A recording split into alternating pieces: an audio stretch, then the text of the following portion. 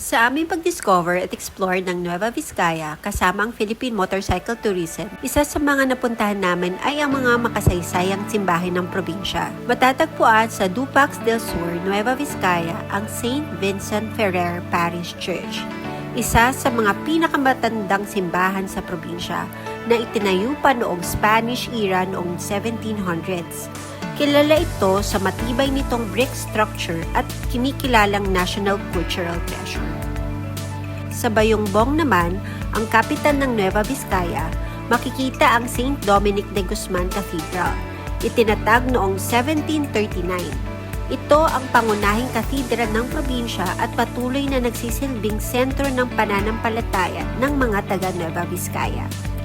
Sa bawat biyahe, hindi lang tanawin ang nadadala natin, pati pagkakataon na huminto, manalangin at magpasalamat sa lahat ng biyayang natatanggap.